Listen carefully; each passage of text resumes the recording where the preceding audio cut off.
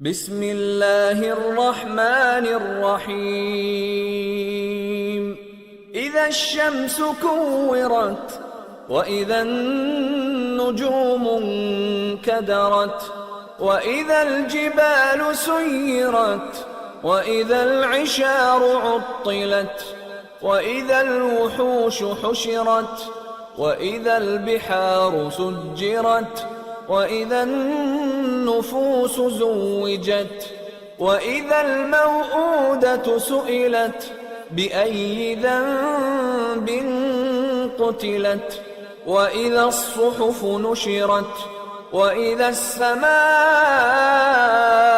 كشطت وإذا الجحيم سعرت وإذا الجنة أزلفت علمت نفس ما أحضرت فلا أقسم بالخنس الجوار الكنس والليل إذا عسعس والصبح إذا تنفس إنه لقول رسول كريم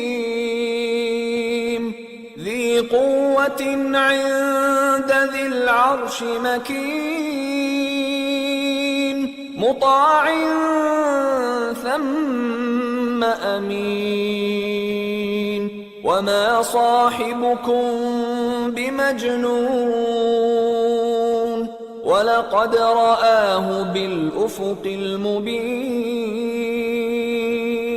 وما هو على الغيب بضنين وما هو بقول شيطان رجيم فأين تذهبون إن هو إلا ذكر للعالمين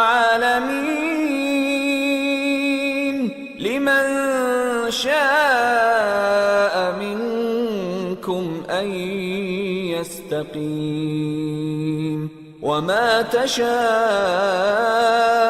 إلا أن يشاء الله رب العالمين.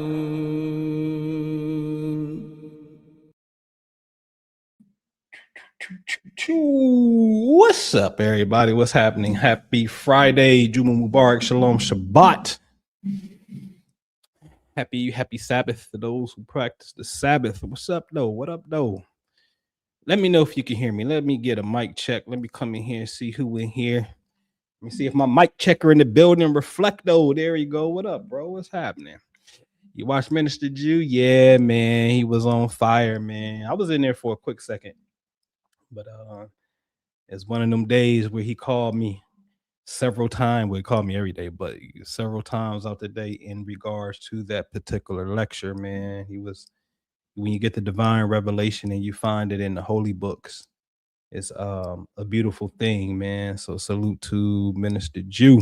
You know what I mean? Salute to Minister Jew, man. Do me a favor, click the thumbs up button for me, the like button if you can. Those of you who will see this message later, man, I humbly ask you, please click the like button. This very intimate community of ours of a few hundred, please click the like button. YouTube likes it, you know what I mean? And that helps us spread the dawah, the invitation. I always say you clicking the like button can absolutely help somebody. You know, there's comments that be coming on these videos, and it's like, you know, the last one we did last week on Shaitan, it was just like, I've never seen this person before, but they were just like, wow, thank you, this makes so much sense. And even me talking to a Orthodox Muslim from Philly and, you know, sharing these things to him, and he's like the same thing. He's like, bro, you answered so many questions that I had, you know. So you clicking the like button can really help someone out. All right. All right, let's get started. Bismillah ar-Rahman ar-Rahim. Alhamdulillah Rabbil Alameen. Sallallahu ala Muhammad. Sallallahu ala Khadijah. Sallallahu ala Fatima. Sallallahu ala Ali. Sallallahu ala the Al-Bayt. So today's conversation It's going to be really good. We're going to talk about the miracles of Islam. It's not really talked about much. Um, it's not known to us. It's there, but it's not really known to us. And inshallah, hopefully I can help spread this beautiful work, because it's about tangible results, at the end of the day. And that is the absolute key to this thing. Okay. So let's get started. The healing miracles of Islam. We are taught in the beautiful Qur'an that, O mankind, there has come to you an omission from your Lord and a healing for what is in the breasts. Allah via Quran tells us that the book is a healing. Whoa. It's a healing. And I think I'll say this now because I got some side notes that are not on slides, but I think I'll say this now. When you hear the Quran recited in Arabic, because English does the Quran absolutely no justice, I'm going to share with you a verse that deals with healing. But when you hear Quran, you should be able to feel what is being conveyed. A feeling should come. It can bring you to tears, and most often it do bring people to tears. There was a young lady on YouTube, or is a young lady on YouTube, African American, who's Christian, but she plays Quranic verses and just watch people and listen to it. And she is just moved and come to tears herself because she can see other people come into tears when you listen to the beauty of Al Quran. Beautiful book in many, many of its levels. All levels are beautiful to it. So it should move you. The African American has a unique experience because if your bloodline traces back to West Africa, I know mine's does, it could literally trace back to an Islamic region of Africa, which makes it in your DNA. I says that the Arabic can awaken something in your DNA. That's really key. And when I'm speaking of that, one day if I made a note to challenge myself to at least learn how to say hi and how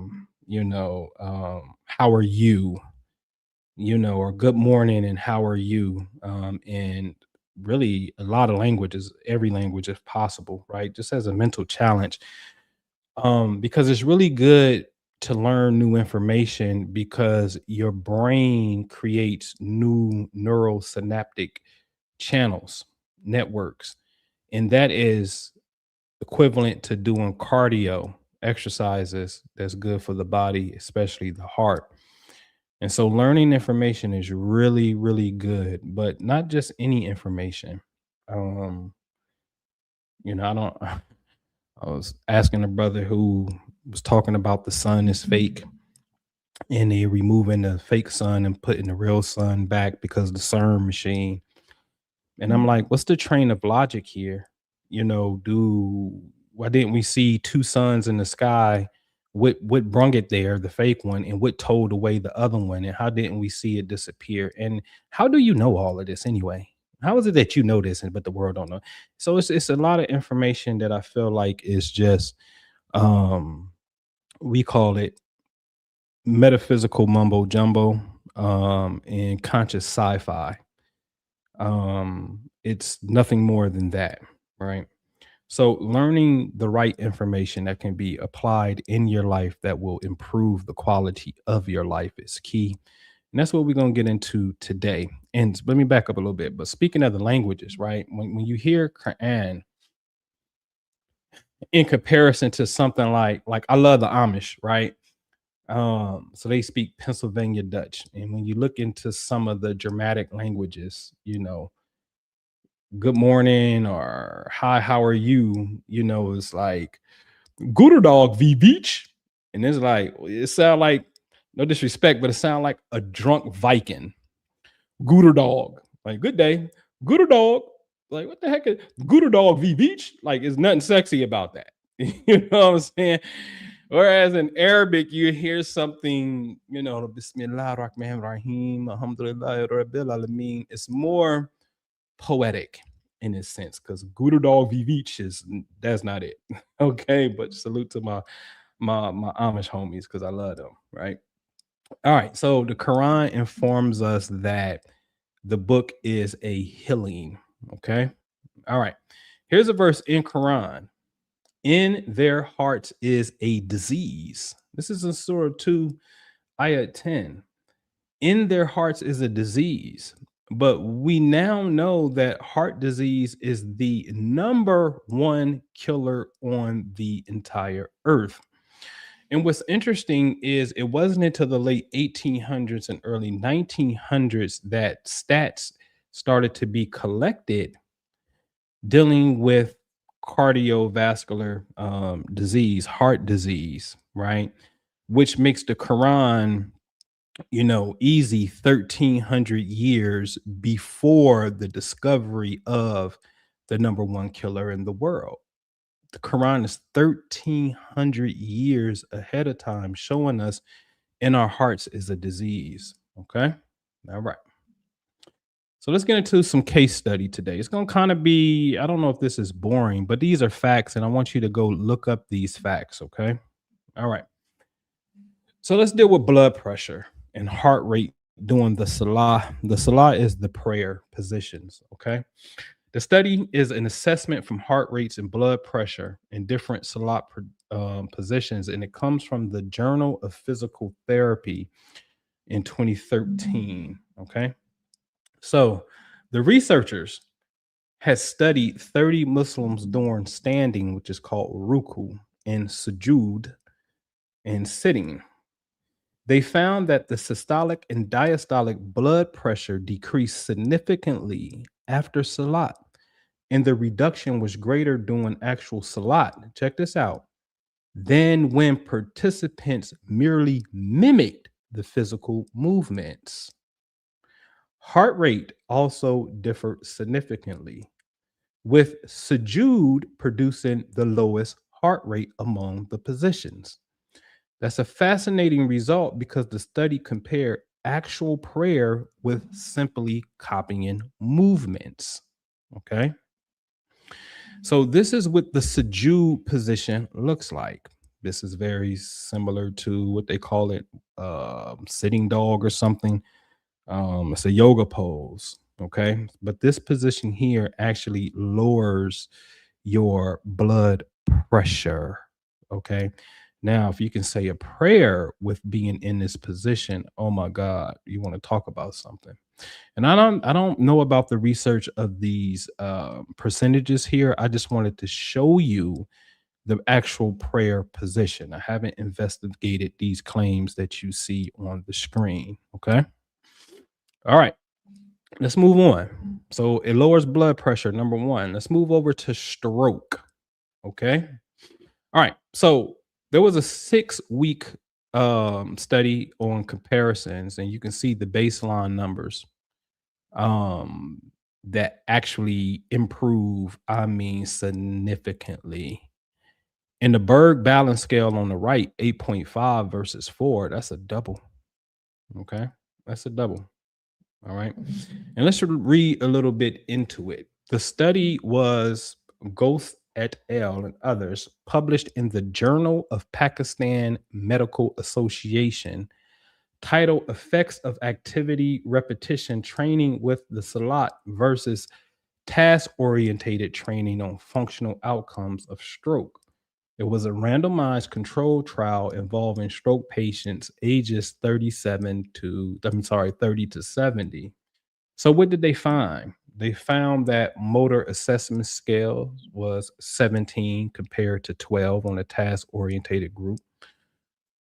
6 weeks, we see 45 compared to 36. The Berg balance, we saw 8.5 versus 4, the double. And the Berg balance scale 6 weeks from 45 to 31. Okay.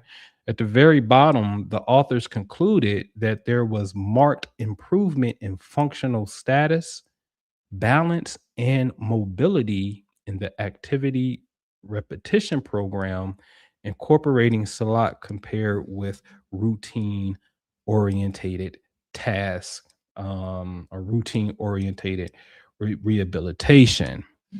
So, just to give you some physical things to do, when you incorporate the prayer positions as, let's just say, an added routine, a new routine, it increases recovery for stroke patients, and that's major. So there go those facts right there, and that's where it's published.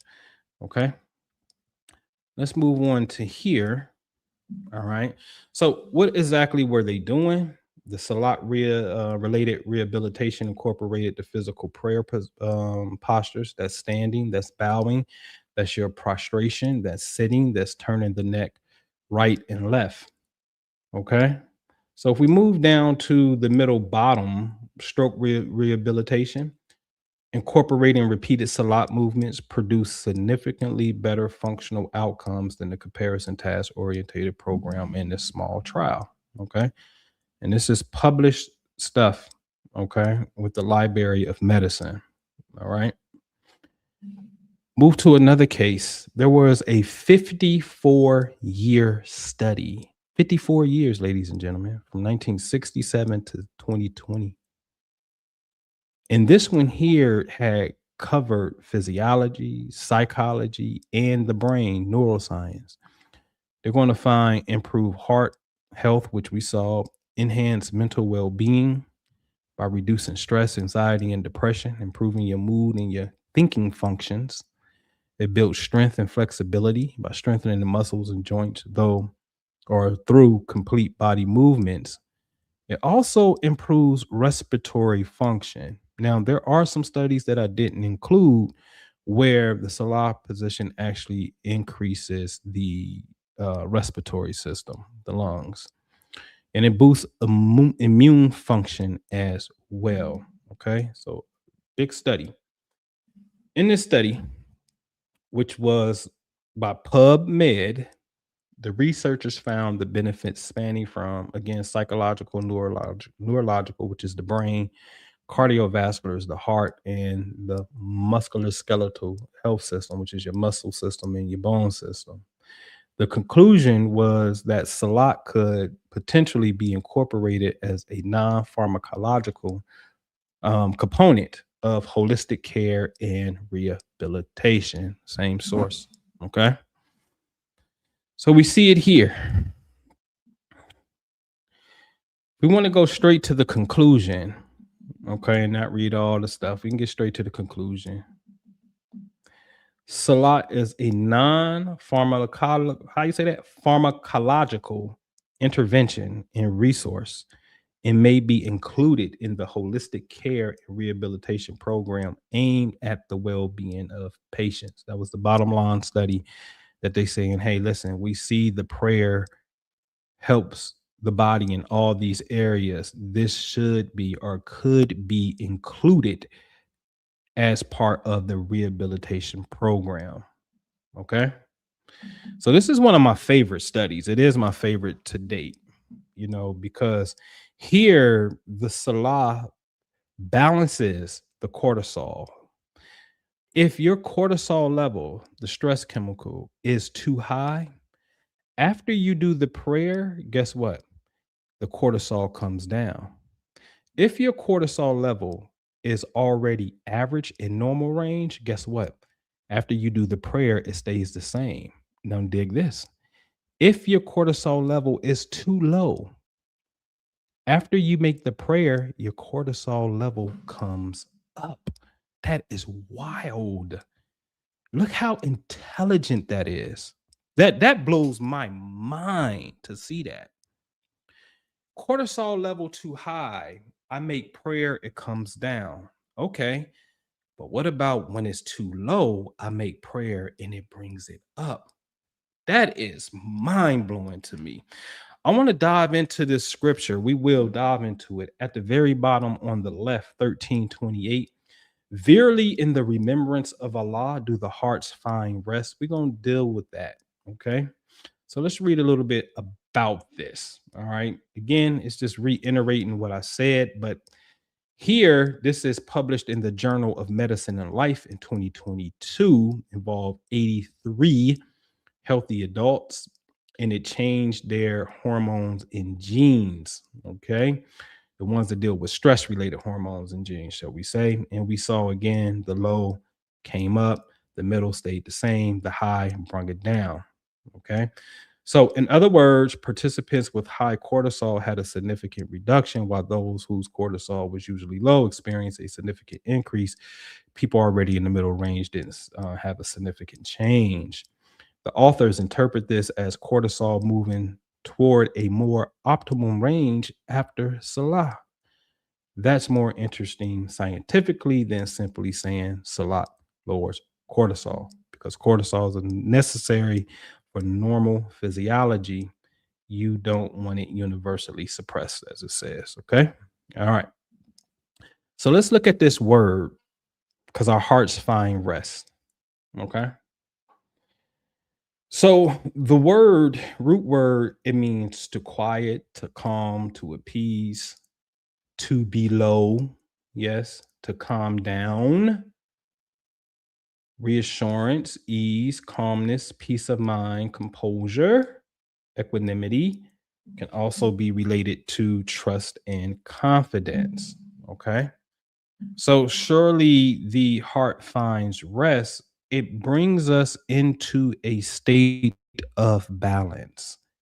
See, the Quran, that ain't nothing to play with. You know what I mean? See on the literal side, if you read it, it's like, yeah, your heart find rest. And it's kind of like, well, that just simply means that you accepted the Quran, you understand it, and you're at peace with yourself.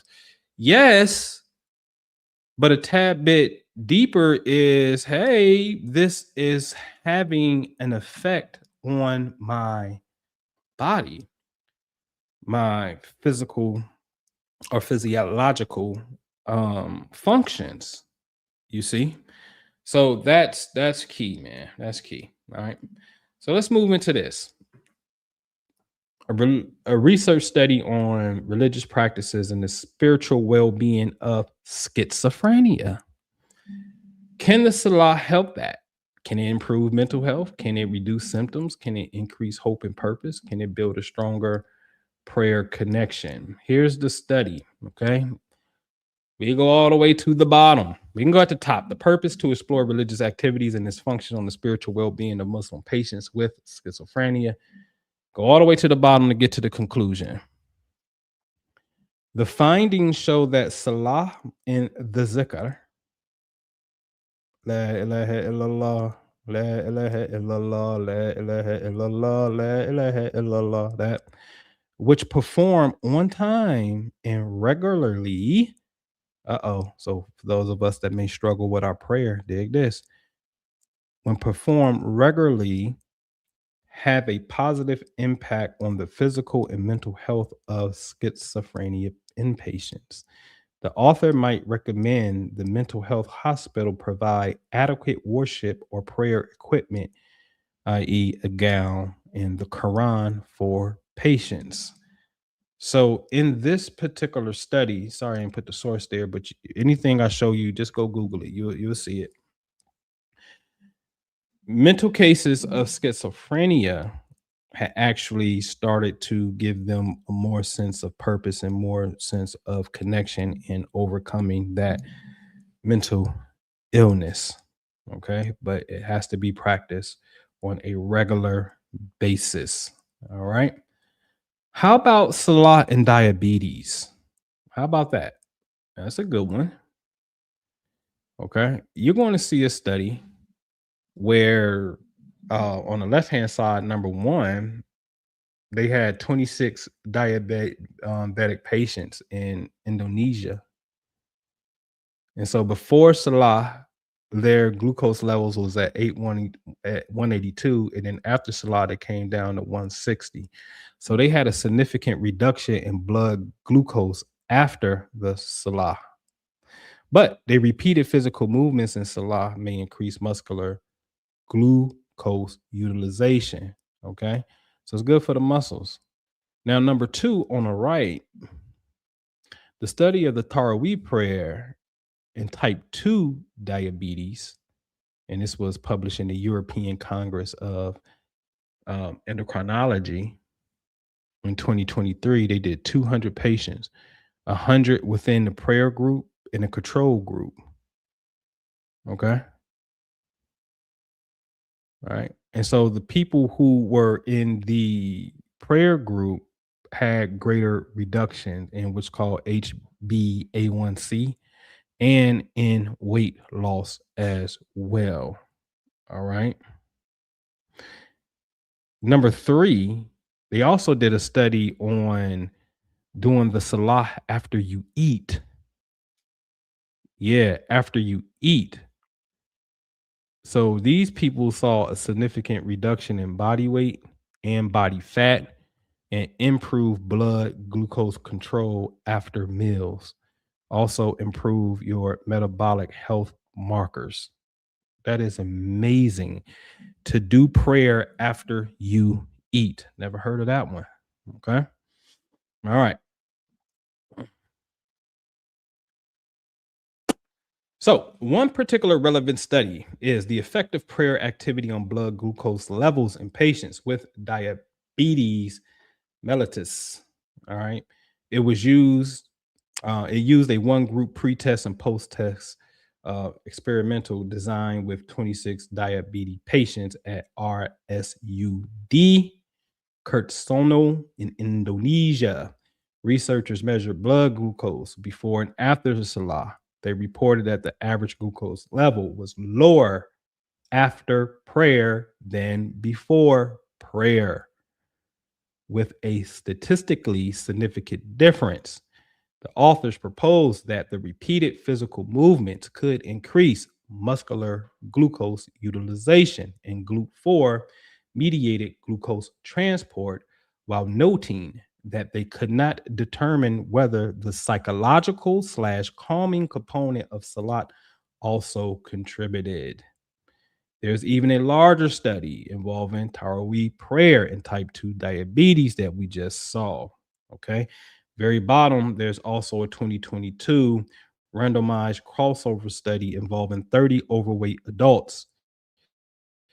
It examined Salat performed around meals and found improvements in certain metabolic measures, including significant reductions in body weight, body fat percentage, as we shared before. With post-meal Salat, it wasn't specifically diabetes treatment trial, however. All right. And again, that's published on PubMed, dealing with the Library of Medicine. Okay. All right. So what did you see thus far? You saw diabetes the blood sugar was reduced. You saw schizophrenic. People who got schizophrenia had better mental well-being. You saw cortisol coming to its level that it needs to be, whether you got too much and it gets reduced or you got too little and it gets increased. You saw improvement in stroke patients, and you saw improvement dealing with the heart, and you also saw some things about body weight. Okay. And things emphasizing that the muscular system as well can be improved. Okay. So that's what you saw. All right. Now, I'm going to share this verse with you. And it's Surah 26, known as the Poets. In verses 78 through 81. This is why I say the English, after you hear the Arabic, does no justice. And this is what the English say. He is the one who created me, and he alone guides me. He is the one who provides me with food and drink, and he alone heals me when I am sick. and he is the one who will cause me to die and then bring me back to life.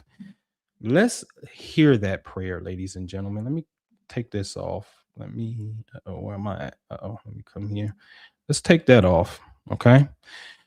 And let's see here. Let's go find that video. Let's go find that beautiful prayer. That prayer is off the chain. Here it is here. الذي خلقني فهو يهدين والذي هو يطعمني ويسقين وإذا مرضت فهو يشفين والذي يميتني ثم يحيين. Nah, the English ain't touching that. Did you peep the cadence? See, again, this is so poetic that is in the surah chapter called The Poets. And I was really touched by this particular these verses, because I'm like, why would you rhyme healing to me? Think about that.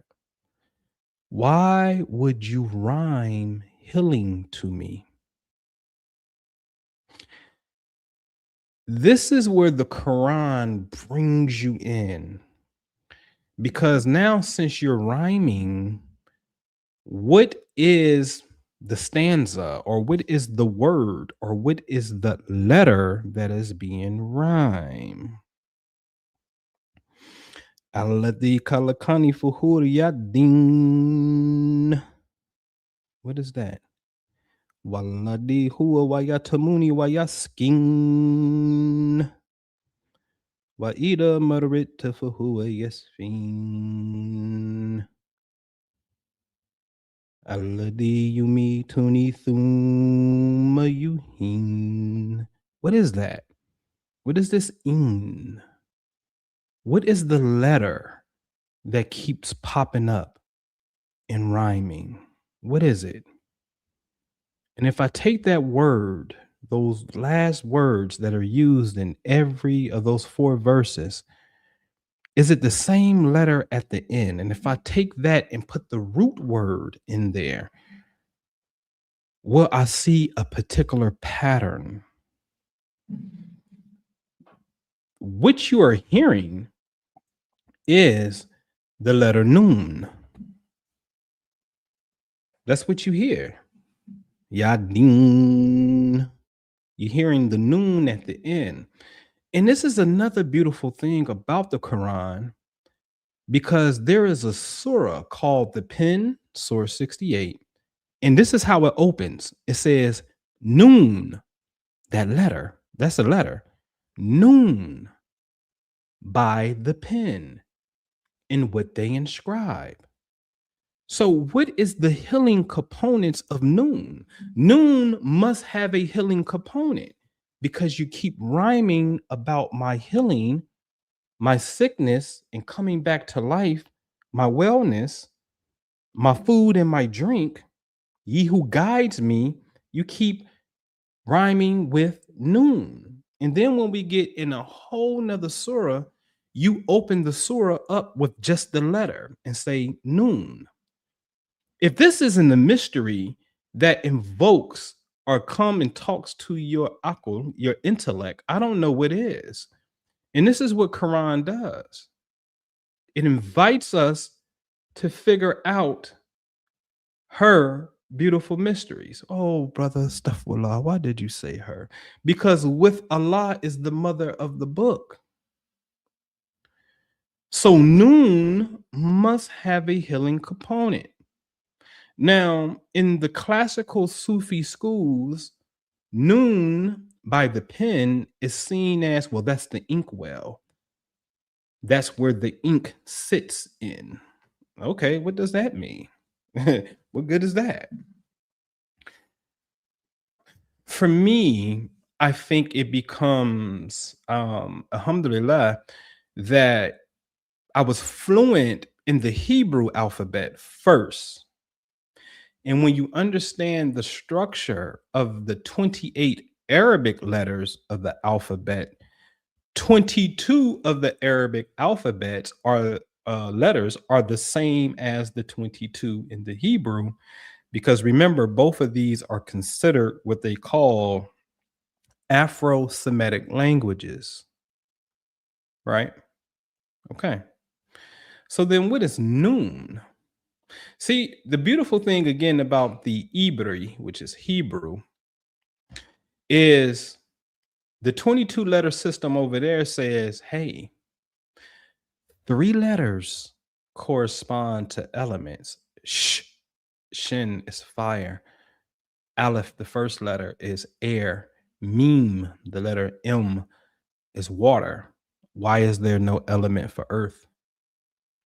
As I always say, it's because you, ladies and gentlemen, we are on the earth in which all elements, fire, air, earth, water, just the base 4, all of them are here. We breathe air.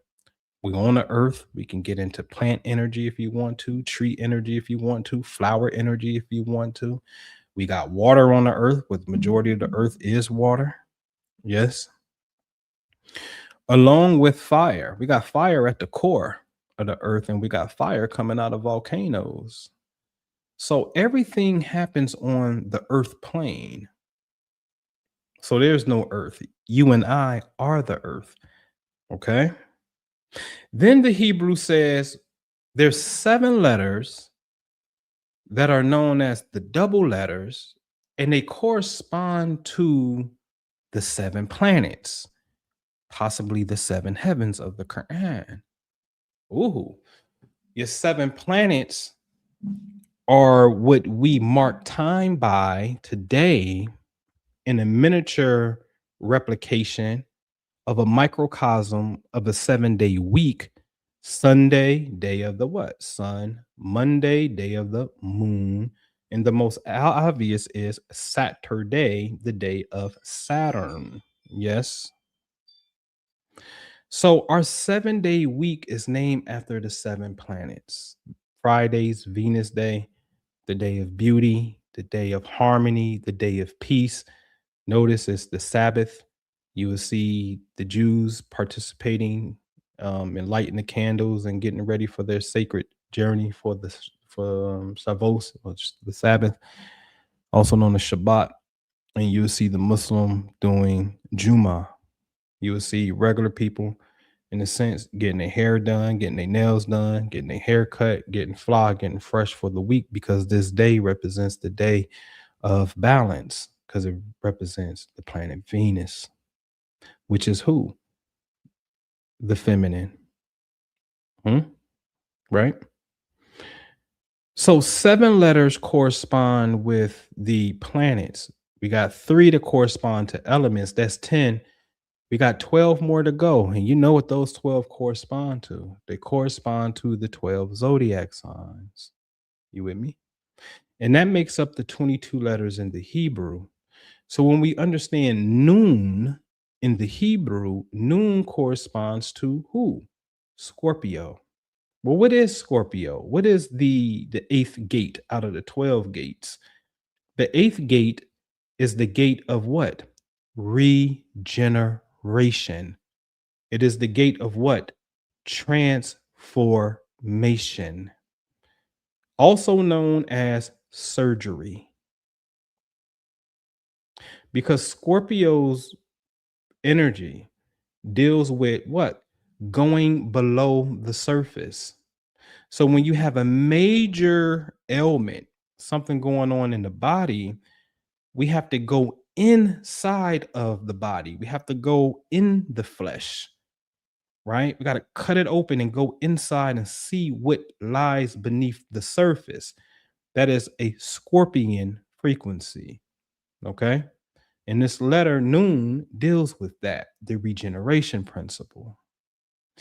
I'll give you one. When you eat and drink, especially if you're dealing with medicine, herbs, traditional medicine, you should learn that particular verse in Arabic. But I give you another one. because it's been proven.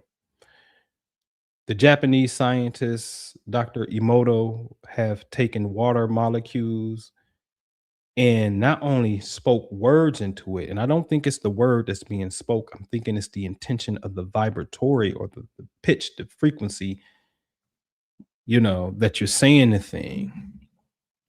It affects water, but not only does sound affect water, because we know sound travels on water and the body is majority water.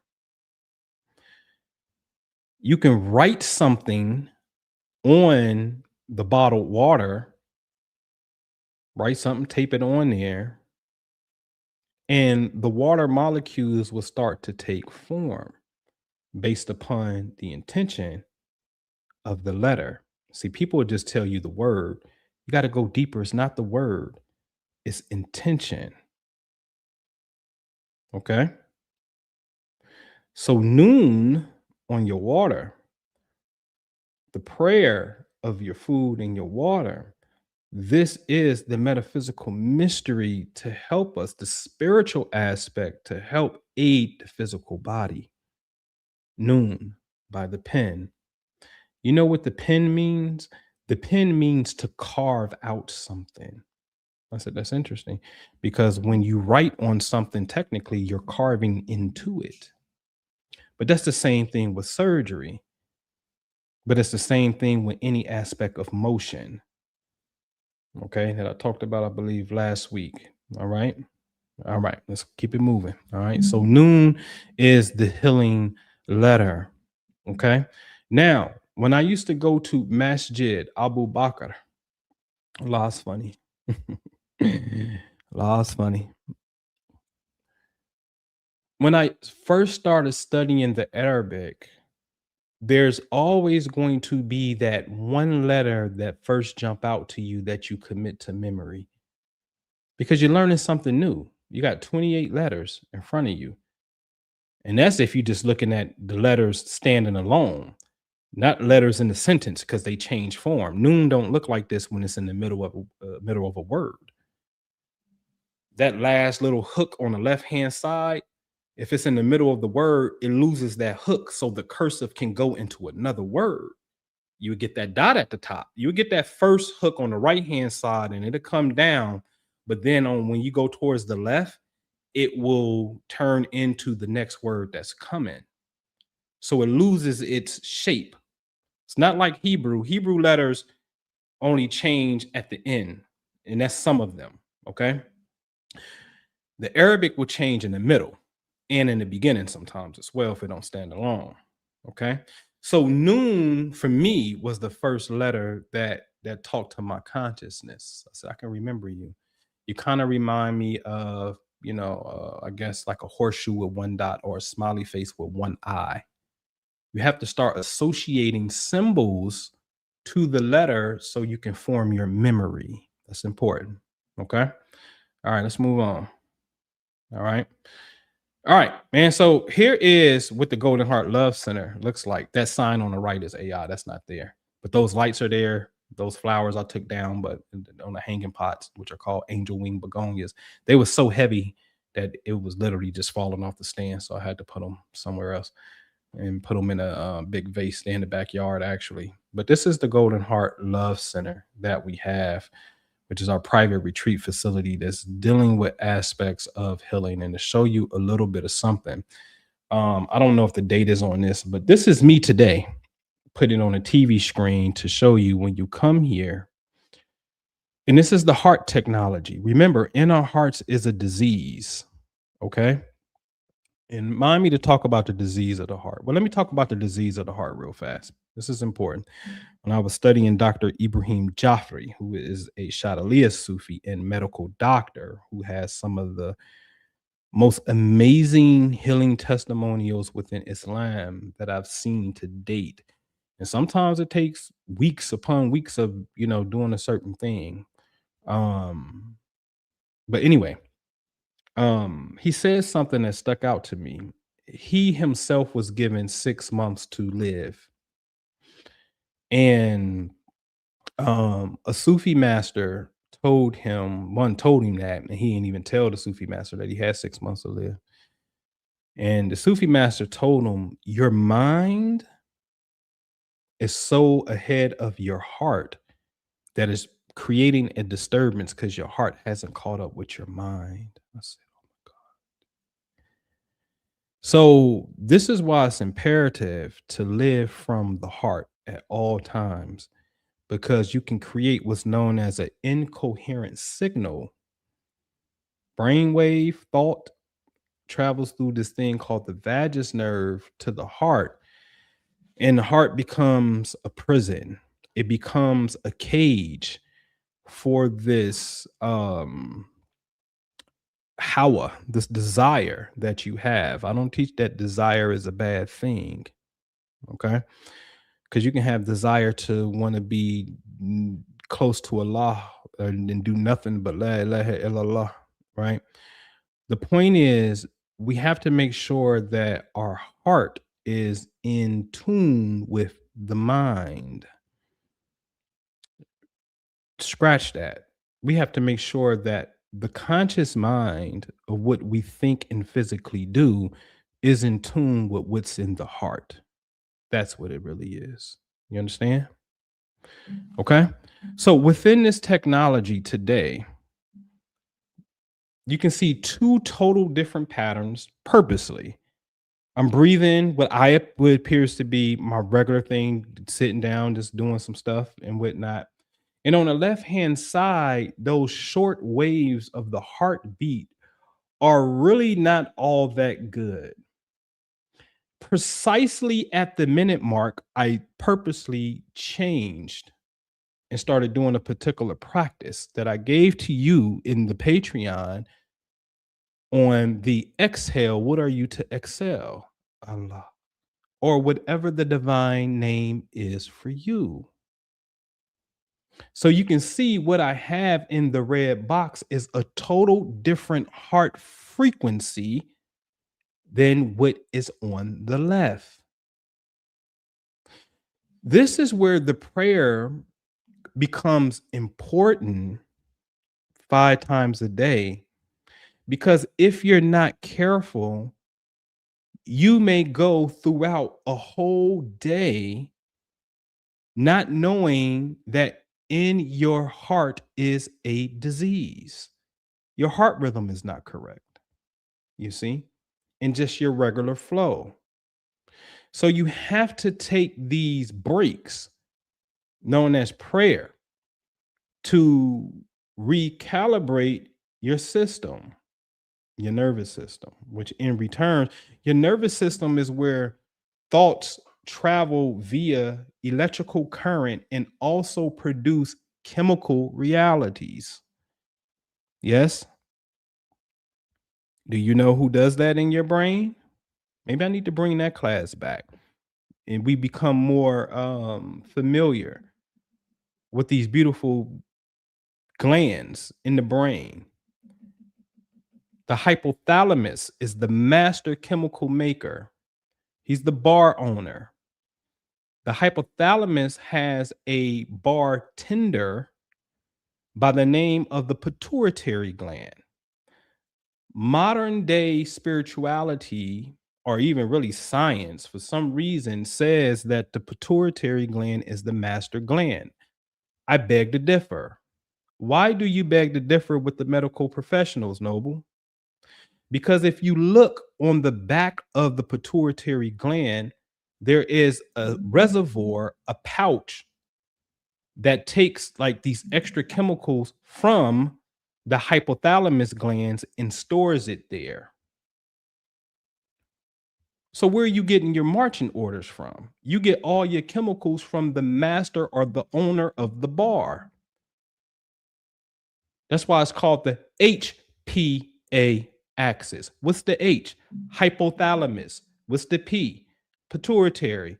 And what's the A? The adrenals that sits on top of the kidneys. So the pituitary gland that you want to call the master gland is getting its chemicals from the the hypothalamus, and then it sends it down to the adrenals, which get that adrenaline rush, like my man Twister said. Yeah, get that adrenaline rush. and you start producing stress chemicals. Now, stress chemicals is needed. You in danger, we got to shut down everything. We need all energy conserved. You got to get out of danger. She got to get out of danger. Run for your life.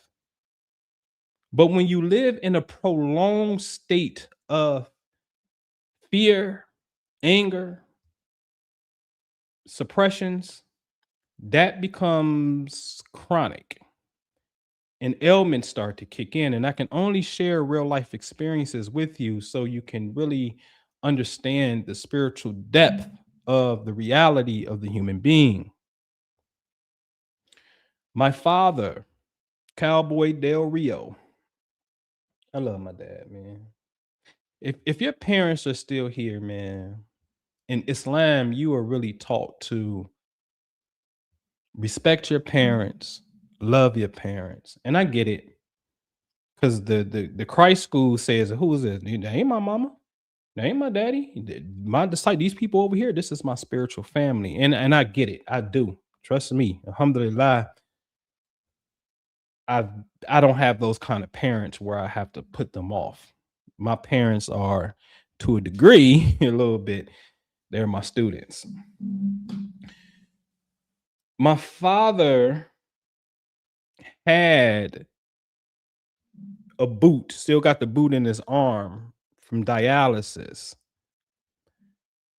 His left kidney, which is the feminine side of the body, yes, went bad. What happened, Dad? With some woman in your life, if I want to look at the psycho-spiritual phenomenon, which really interests me, the emotional imprint of the infraction, that is very intriguing to me. What happened? Is it something with you and the woman? Have you ever experienced any pain, any regret, any anger over a woman? And he'd say, oh yeah, oh yeah, oh yeah. He told me the other day, what'd she say? What my mama tell him? I want to have your baby.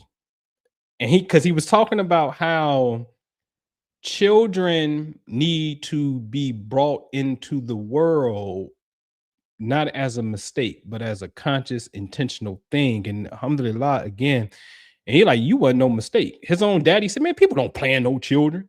So assuming that my dad and his siblings were not planned per se, right? I was planned. Alhamdulillah. I was conceived in a motel because they was like 18 and 17 or something, you know what I'm saying? But nevertheless, I was planned. I'm a motel baby, okay? All right. So the experience that he had, and I just tell the truth. I'm not shaming nothing. The truth is the truth, man. You know, my mama is Scorpio, you know, and so Scorpio can represent, look this up. Scorpio rules the reproductive system. See, all of these stars, the Quran tells us this. What did the Quran say? The Quran informs us that on the horizon, there are signs on the horizon and within ourselves until we may know that this is the truth.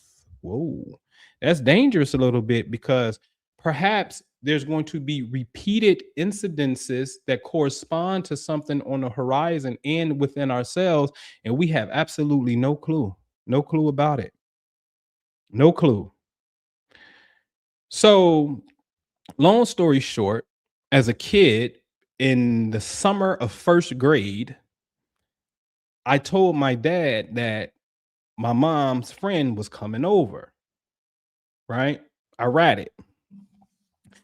So I told, and that caused the divorce, in which very interesting because when I went to second grade, I got held back that year. My mom decided to hold me back that year. Okay. And so that created a divorce. Now, my dad was born with the moon, which represents the feminine essence. You can look into this. I study menstrual cycles as part of my study. Two that stand out, but one that really stand out, I was studying one particular case where every time the moon hit 17 degrees Virgo, she would come on her menstrual cycle. See, the only thing I need to do is go back and look at the previous two. And if I can find a pattern on the previous two, then I can make a prediction next month because I got a pattern that's already been established. And certain women are not on that cycle. She's not on a necessarily moon cycle. She's actually technically more on the Venus cycle around every 24 days, but that's another conversation. So the moon in the Greek school of thought. See, remember in Islam, hear me closely. The Qur'an cannot be the final revelation of the book if you don't have a knowledge of all of the other things that come before you. I just will not, I can't accept that. How are you going to be the final revelation of the book, the completeness, but we don't know XYZ, or we don't accept XYZ per se when it comes to a science? Especially you saw in the healing verse, what did it say? He causes me to die and brings me back to life. And they say, oh, the Muslims don't believe in no such thing because the only thing after death is going to be your judgment. No. Let me tell you something right now, as I've shown before. When we go to the University of Virginia, the Department of Perceptual Studies have documented cases of reincarnation. Now, give me the benefit of the doubt, give the science a benefit of the doubt, and say that they're correct. What a coincidence the Buddhists believe in it and know of it to be true. What a coincidence the Hindus know of it. What a coincidence the Chinaman know of it. So if you're incorrect, that's incoherence among God's system, because the Quran informs us that if Allah wanted to make us one believing community, surely he would have did that, but he gave us different customs and different rights so we may what? Get to know one another and do what? Compete in the righteousness of Allah. And that which you differ about, I will inform you on that day when you come back to us. Big dummy. You weren't never supposed to disagree about it. You're supposed to understand the wisdom, the Hakim, or some say the Hikmah, which really is Hakim, of Allah in his vast glory. So if the science is checking out and you miss something as critical as this, a soul, and this is why in the religion, there's a religion known as the Druze, D-R-U-Z-E, and they come off of the Muslims, the Ismaili sect, right? And they know about, and they teach this, known as the transmigration of the soul. They know this. But the big body politic of Islam don't accept this, because the scholars of your time of old had something incomplete. They had it wrong. And it's okay. It's okay. It's okay for people to be wrong. Okay. So anyway, when we look into the Greek, because remember, in the Islamic golden age, what did you do? You started translating the Latin, the Greek, the Persian, in these various schools, as you should have. Well, let's go into the Greek and come across this woman named Diana. Dirty Diana. Diana is the moon goddess. And the moon somehow deals with fertility, according to their observation. Now, I can bring you up to modern science and go get our uncle, Neil deGrasse Tyson, the big head scientist. And I remember him being on Sway. Shout out to my man Sway. Sway was checking me out for a moment. Shout out to Sway's universe. Sway, Neil deGrasse Tyson told Sway that if a couple conceive on a full moon and go full term, it will be a full moon when the woman deliver. I said, that's astrology, sir. You don't even know it. You just made a human correlation with a planetary body that the Quran says the sign is on the horizon, and if in yourself, until you may know that this is the truth. And in yourself means in your soul. Yourself, soul, same word, nafs. Yes? So my daddy got a Scorpion moon, sex, secrets is Scorpio. So did this woman, Diana, who, interesting enough, my mom's older sister name is Diane. And very interesting enough, and I meant to ask my dad this. Diane, my aunt Diane, And my dad was super duper cool. And I really think, I really think, I'm gonna ask him this. I should call him and ask him right now on the spot. That's what I should do. I'm gonna ask him, was Diane really the wife you were supposed to have? Really, God bless the dead. She passed of colon cancer in the 90s. I've seen colon cancer, what it does. You don't want no pieces of that. Trust me when I tell you. So anyway, the left side being the feminine side, this anger, this resentment that you have, the kidney, what is the kidneys ruled by? Take it back up to the celestial heavenly science. See, what I teach is called the golden heart, the heavenly path. That's my mandate. That was given to me to teach you the heavenly path. It's in Qur'an, all throughout the Qur'an. Okay. So the woman, secret, sex affair, anger, suppression, kidney, because the adrenal, the stress maker, sits on top of the kidneys. What rules the kidneys? Libra. What is Libra? Marriage partners. Wallahi, go look it up. So, marriage partner. So, is there any type of resentment that you have towards a female marriage partner? Now, here go the law of entanglement. My mama ended up developing a tumor on her right kidney, which is the masculine side of the body. And that comes from the evil, not that it's an evil intention, it comes from the angry eye of my daddy. See, that's what I try to tell my son, my 20-year-old son, be careful with sex, son, because there will be an alchemical wedding that takes place between the chemicals of the body. And just as you have a physical memory of this person, they now live inside you forever, ever. Forever, ever. Yeah, I know. How do you delete it? How do you delete the memory? You can't. You can only do things to augment and not be affected by things. But the initial thing is with you. So we're creating various soul ties, soul mates. So be careful, son, because the penis is also a receptacle. Well, how can it not be if you have sex with a woman as a man and you walk away with, let's just say, God forbids, we will call maritfu or disease? You received it. Also, now the penis receives energy from a woman. Duh. So be careful. Okay. So the governing principle of the marriage partner has an effect. I did a study on Facebook years ago. I said, go look at the zodiac sign of a partner, former partners, current partner as well, especially one who got on your nerve. And then learn what that sign's correspondence is to the bodily system. I got a homie. She has a thyroid problem.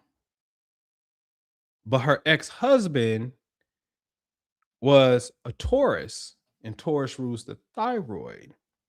So now the energy of the corresponding sign will go to the correct body system in our own bodies. And then that part will become tender and sore.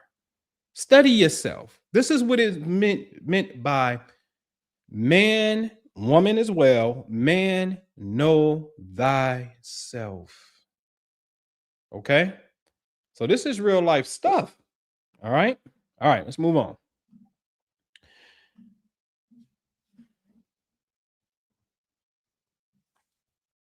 In the Al-Bayt, meaning the people of the Rasulullah, the peace of Allah be upon him and his family. I want this to sit in, especially Black women. The family of the Rasulullah is calling specifically for the help of Africans and African Americans. I didn't think I knew it, but I don't know. It just hit me differently today. The messenger of Allah's family is specifically calling for our help. Will we answer the call? I'm going to show you what this help is. See, you got to remember in the history of known as the 12 imams, right? The 12 imams, when you look at them, you're going to see that all of them were murdered by the Islamic government. All of them were murdered. Okay? Let's take Ali out of it and just deal with the 11. All of them were murdered by the Islamic government. All of them. And these beautiful beacons of light never once created a rebellion to fight physically against the oppressive Islamic state known as the Umayyad and Abbasids. They never did. They didn't invoke that side of Allah because of their piety. Interesting. Very interesting. So when you start to get into this history, they specifically singled out African women, which means your children, which will also means their successors, because that will be their children as well. They need our help. Islam need our help. Let's get into it. And it specifically comes from Imam Jafar al-Sadiq that I talk about many a times. This is according to Mustafa Briggs' work. Salute to my big bro Mustafa. In his book Beyond Bilal, it says, this is the Rasulullah talking. Beware of Allah regarding the people under protection in Egypt, the people with jet black skin and curly hair, for we share with them lineage, blood ties, and marriage relations. Part of that statement, marriage relations, is a prophecy. When we come here to read the words of Imam Jafar al-Sadiq, the sixth Shia Imam, you must not buy anyone from the Sudan, but if you must buy them from Nubia. They are those about whom Allah, most majestic, most glorious, has said. Now dig this. This is in Quran 5:14. Of those who have said, we are helpers. Do you know that word? Root word is ansar, which means helper, but it's translated in the English as Christians. We are Christians. We took a covenant from them, then they forgot the share of what they were reminded. Here it is in green. However, they will remember that share, and they, a group of them, will come out with the rise of Al-Qaim, which means the Mahdi, the resurrector, with divine authority from us. Again, I don't know why he went in on the Kurds, calling them a race of jinn. When we go look at that verse, go look it up. You can open up a window right now, Quran 5:14. And this talks about the Christians, but the Christians forgot something, and God took a covenant away from them, and then it became some type of infighting. But the end result, according to the teachings of the family of the Rasulullah, messenger of Allah,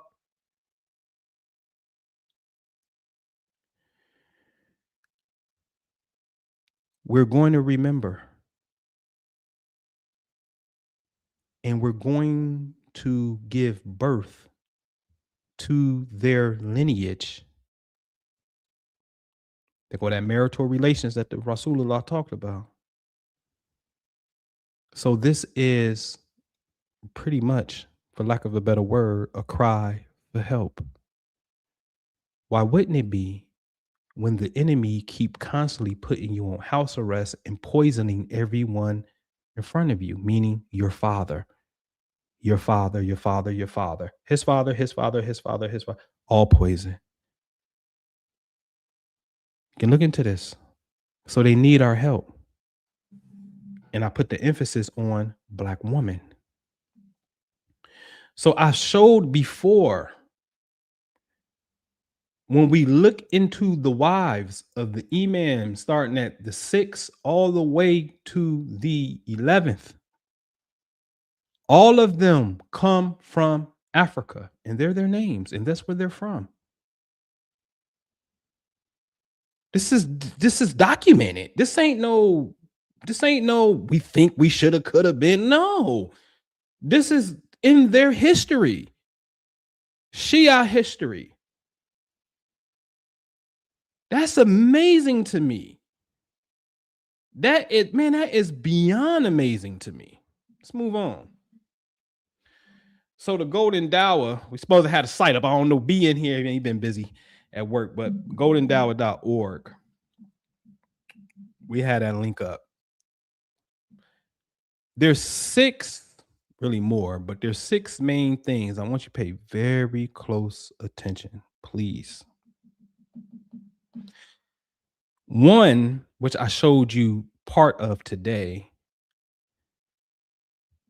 we need to understand the true holiness of the Qur'an. And the way that I'm going to do that is to show you what's called the science and the healing miracles. Today, I showed you healing case studies. I implore you to type in, do your AI, do your Google search. Are there medical case studies on Islamic prayer and heart disease, Islamic prayer and toe disease, whatever you want to look into it and see? I showed you this.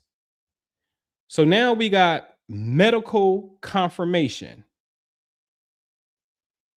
that the Quran is holy and serves as a healing for the mind and the body and soul. The science part, which I really love, is things like, hey, Surah 24 is called Nur, which means light, and there's 24 hours in the day. But did you also know, you can Google this, the plasma on the sun at the equator of the sun rotates every 24 days. Wow. Surah 24 is called light.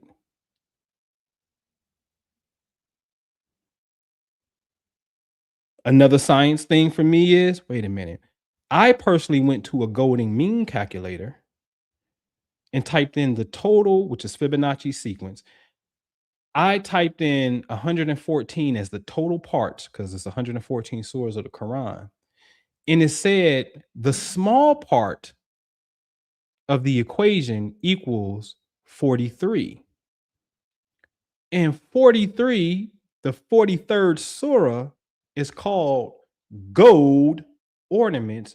But I put this calculation of 114 total parts of the Quran inside of the golden mean calculator, and the chapter came out as gold. That's Quran to me. Give you one more.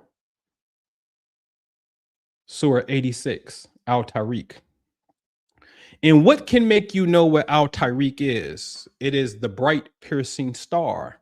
Some say the star that knocks, and they say it's a pulsar. I'm not, nope. What a coinky dink that the star Sirius is the brightest star in all of the heavens. And the Quran said it is the bright piercing star. And Sirius is 8.6 light years away from the Earth. And that means that before you even develop the concept of a light year, The Quran knew you were going to discover a light year, and whoever made that discovery technically is in the Quran, by Surah 86 being precisely right there. So some scientists and some of us on the path are in the Quran based upon revelation and discovery. That's a beautiful thing. So we first must know the science of Quran and the legitimacy of its healing properties. Again, I showed you that part today. That's number one.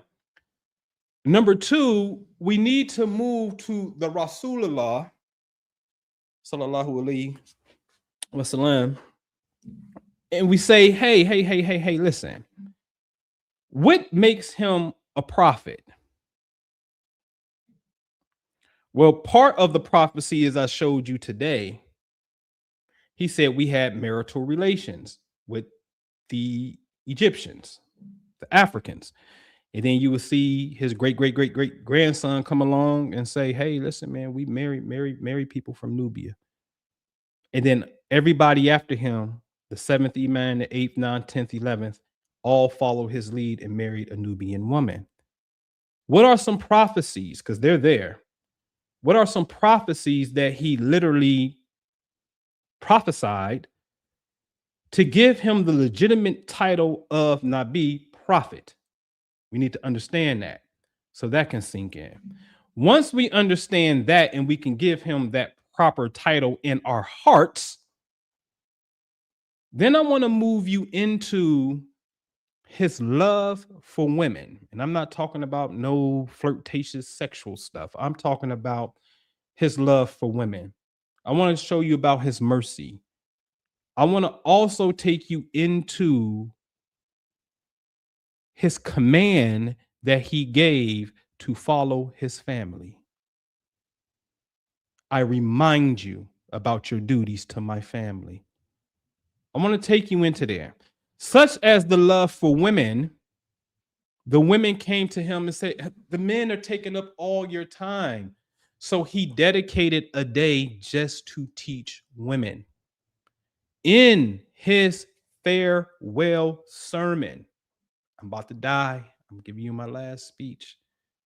He tells you to treat the women with respect and that the women have certain rights over you as a man.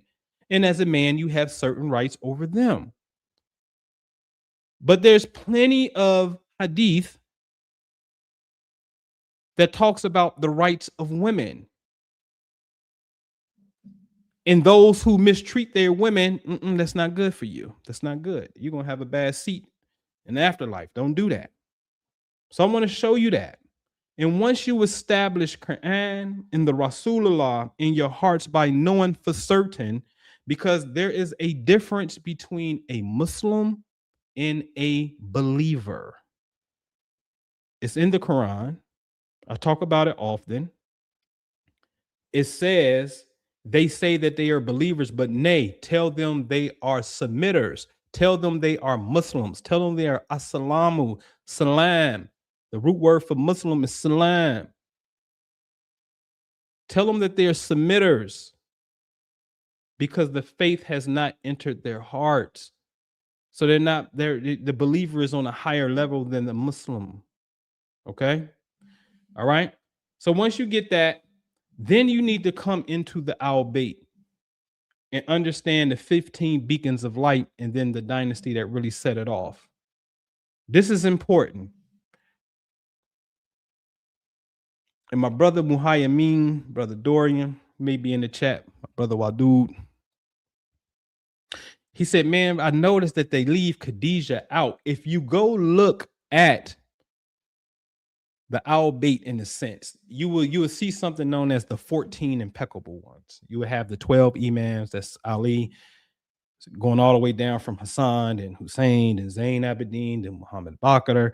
then Imam Jafar Sadiq, then Musa Kadim, then Ali Rida, then Muhammad Taqi, and then Ali Hadi, then Hassan Askari, and then Muhammad al-Mahdi. That's the 12. Then they would consider, then they also put in, because they say 14, the Rasulullah, of course, and Fatima. Over here in this school, we don't forget no Khadijah, Mother Khadijah. She's the first person to receive Islam, a woman. Do you know if her attitude would have been like, you tripping? I don't know what you was doing up in the cave. That could have possibly thrown everything off and made him second guess his revelation. She's the first convert, the first person to accept Islam. And not only that, alhamdulillah, drop the link. You can drop the link in the chat, B. She took him, the Rasulullah, to her uncle who had a knowledge about these mystical experiences, which reaffirmed his revelation to stand up in this revelation. So in what's known as 12er Shias, because they believe in the 12 Imams, they include Fatima. How did Fatima get here? She just didn't get here by the agency of the Rasulullah. She got here through her mama. And that's important because mitochondrial DNA, as I showed you, is in the Qur'an, styled under Mother Mary, Zechariah asking her, where are you getting this sustenance from? He come in her chamber. Where are you getting this sustenance from? I get it from Allah. I get it from the invisible world. And I want to say that's maybe, I know it's ayah 37. It may be 437 or 337. Because inside of mitochondria, you have 37 genes inside of mitochondria. Mitochondria creates something called ATP, which is the cellular fuel that we need. And without it, you die. You don't even exist. It ain't no, you're going to be retarded. It ain't going to be, you got 8 fingers on one hand and you got a mutation. No, you won't be alive. That comes from the woman. You see? And it's styled in verse 37, matching those 37 genes, alhamdulillah, that was revealed to me when I was doing the research. And I did it. It's on here. Somewhere on here, mitochondria, somewhere in the archives right here. Okay. So the 15 impeccable ones, the 15 beacons of light and understanding them, that's important. Once you got that 3 down in your heart, then we can move over into walaya. Understanding the spiritual relationship of where your allegiance needs to be. Now, I got some notes right here. I'm going to take my time. Some episodes back, there was a Muslim, I presume he was a Muslim in the chat, and I was talking about Muawiyah and Ali. And remember, he mentioned that we need to pretty much respect and give homage to Muawiyah. And I said, no, the hell with Muawiyah. Because see, you can Google this. And these parts on my notes, I want you to fact check me. There is a hadith known as Hadith Qadir Kum, in which when the Rasulullah gave his final farewell sermon, he's traveling back and he stopped in this town, right? Qadir Kum. And he gives the statement, oh, whoever I am his mala, master, for some reason, the enemy want to translate that as a friend, but we know the reason because you're an enemy. Whoever master I am, then Ali is his master. Oh Allah, befriend whoever befriends Ali and be hostile towards whoever is hostile towards him. This is recorded in Tirmidhi hadith. This is recorded in Ahmed ibn Hanbal's hadith, the 4th Sunni school of jurisdiction or jurisprudence that come about in his Musnad Ahmed, his hadiths. This is stated. Yes.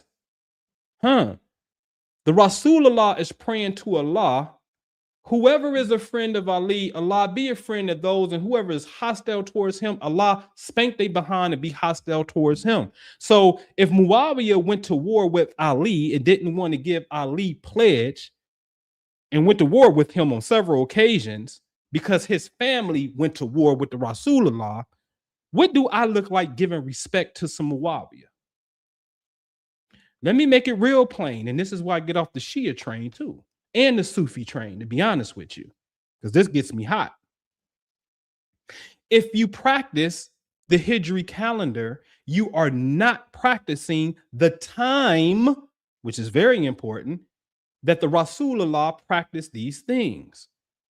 Because we are told in Qur'an, which is a prophecy as well, Surah 103, by time surely mankind is damaged. The word is lost, L-O-S-S, not L-O-S-T. Yes.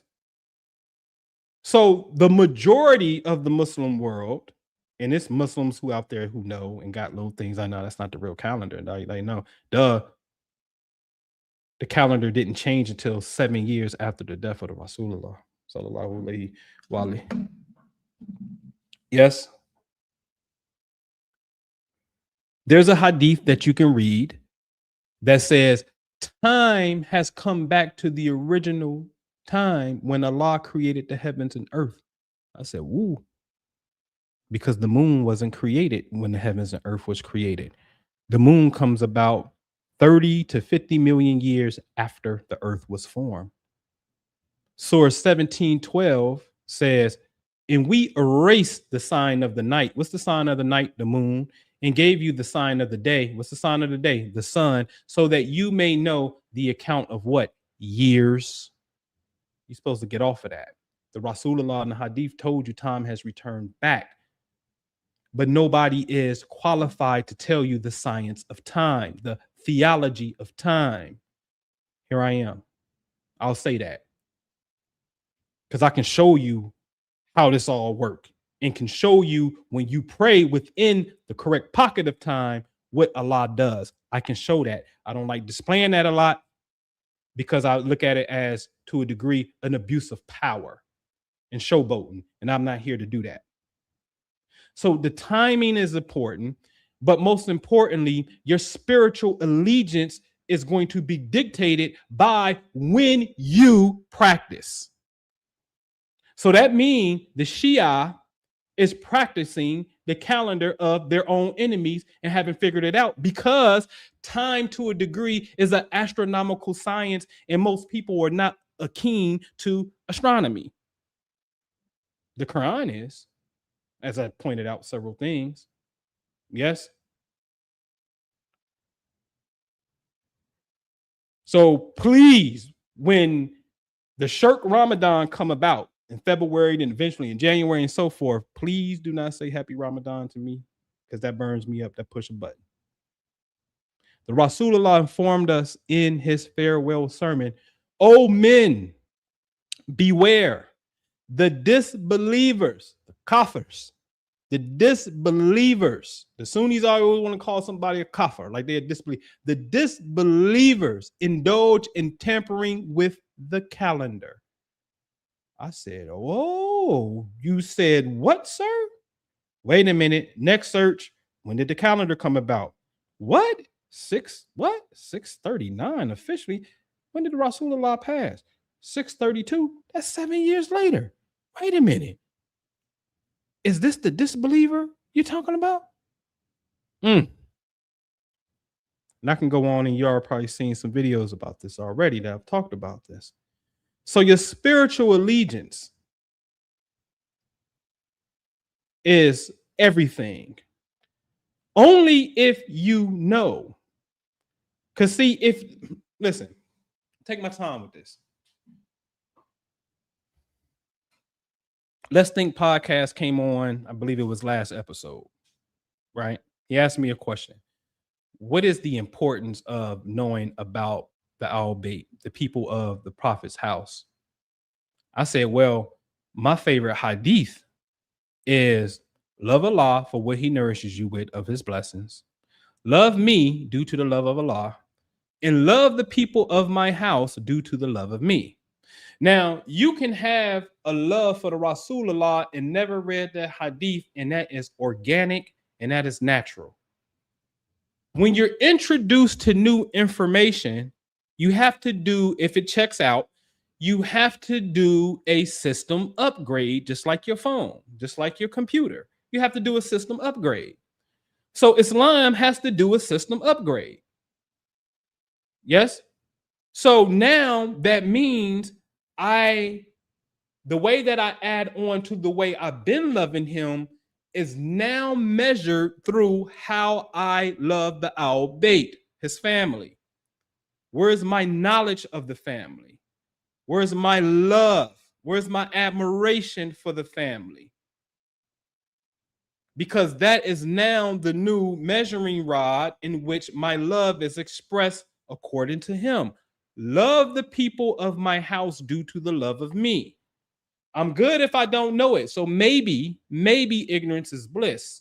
But when the new information comes and is true, system upgrade. Okay?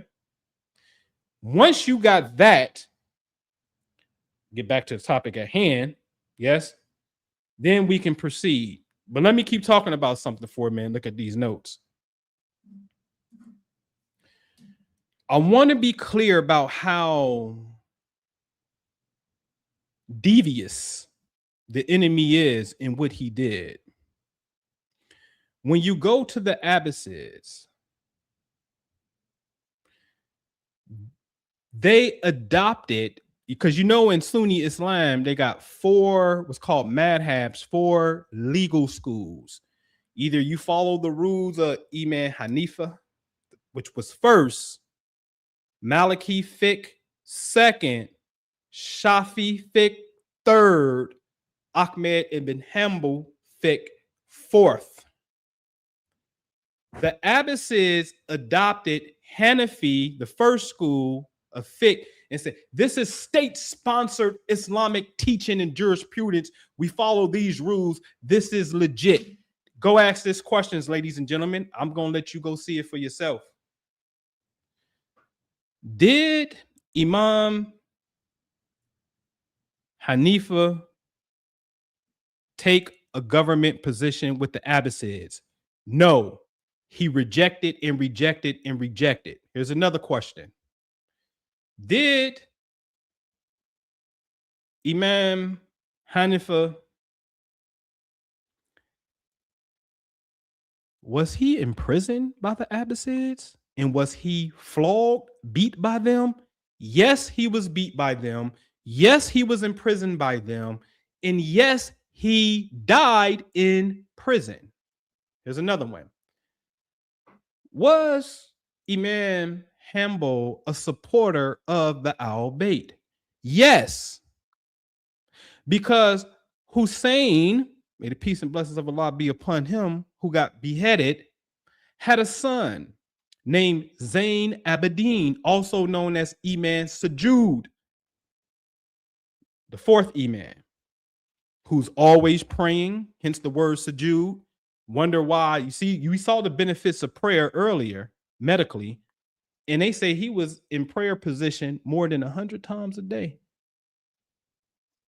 He has a son by the name of Zayd, in which the Shia Muslims in Yemen say we're Zaydis, because Zayd Abidin, Imam Sajud's son Zayd, said, listen, I'm the Imam after my father died, and guess what? I ain't going to sit up here and just play the spiritual stuff. I'm picking up a sword, and we're going to fight against these Abbasids. We're going to clap back on them. It's wartime. Actually, there was the Umayyad in his timeline. Right? I'm going to fight against them. So you know what Abu or Imam Hanifa did? You know what he did? Hold on, I got somebody at my door. Let me see if that's my son. Oh yeah, that's him. Let me send him the code. You know what he did? He went in his pocket and paid 10,000 dinars So I'm gonna speak English, 10 racks of their own money to help Zayd with fighting against the wicked government of that time. So the first Sunni school of thought, the founder, they wanted to say he the founder of it. He was not, and that's Abbasids. He was not a supporter of the Abbasids. He was imprisoned by them. He was beat by them. He died in their custody. And he paid 10,000 of his own money to the Rasulullah's family member to fight against them. So you know what happened? A gentleman by the name of Abu Yusuf, who was said to be Hanifa's top student, took a job with the enemy government who is poisoning and killing the Rasulullah's family. He took a job as the top legal jurist, in which now the Abbasids can say, ha, we sponsored our first Islamic Sunni state known as Hanafi fiqh. Yes, Hanafi fiqh. But your teacher, Mr. Abu Yusuf, stood against them. He denied taking a government position. He denied that. He paid money to help the Rasulullah's family defeat them. See what the enemy did? Go look it up for yourself. Go see. Go see. So we're going to get this Islam. We're going to get it. Okay?